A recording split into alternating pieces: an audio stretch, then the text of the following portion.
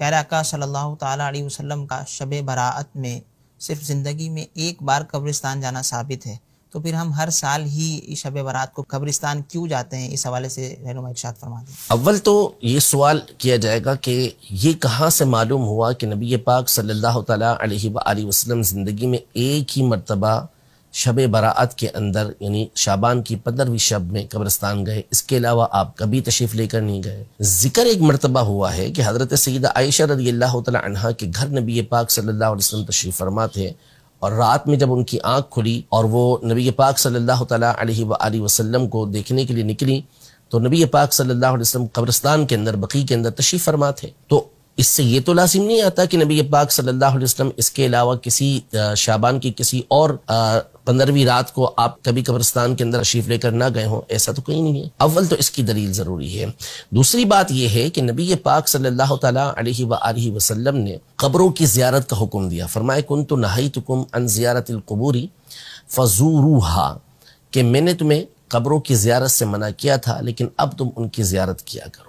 تو اس حکم کے اندر کہیں کوئی اس بات کی تخصیص نہیں ہے کہ آپ 15 شعبان کو قبروں کی زیارت کے لیے نہ جائیں، بلکہ جیسے اور دنوں میں جانے کی اجازت ہے اسی طرح 15 شعبان کو جانے کی اجازت ہے، اور مسلمانوں کا اس کے اوپر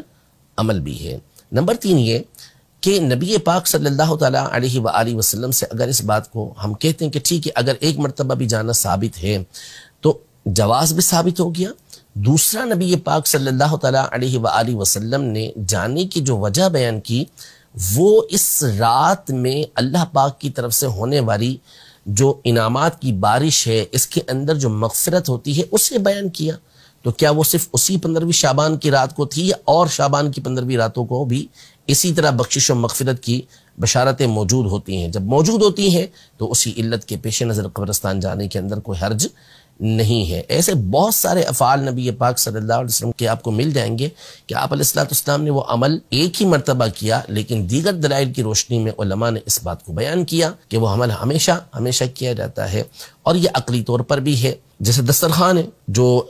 عیسائیوں کے اوپر عیسیٰ علیہ السلام کے ماننے والوں پر نازل ہوا، ایک ہی مرتبہ یہ دسترخوان نازل ہوا، لیکن حضرت عیسیٰ علیہ السلام نے فرمایا کہ تکون لنا عید الاولین و آخرین، کہ یہ ہمارے اول پہلے والوں کے لیے اور بعد میں آنے والوں کے لیے سب کے لیے عید ہو جائے، جو موجود ہیں ان کے لیے بھی عید، آنے والوں کے لیے بھی عید۔ تو ہوا تو ایک ہی مرتبہ، لیکن ہمیشہ کے لیے اس کے لیے جشن منانے کے لیے، اس کو عید بنانے کے لیے حضرت عیسیٰ علیہ السلام ارشاد فرما رہے ہیں۔ اور یوں ہی ہر معاملے کے اندر ہوتا ہے کہ آزادی ایک ہی مرتبہ ملی وطن کی، لیکن ہمیشہ اس تاریخ کو جشن منایا جاتا ہے، خوشی منائی جاتی ہے۔ تو عمل ایک ہی مرتبہ ہوا ہو لیکن اس کے اندر استمرار یہ بعد والوں کے لیے ہو سکتا ہے، اس میں کسی طرح کا کوئی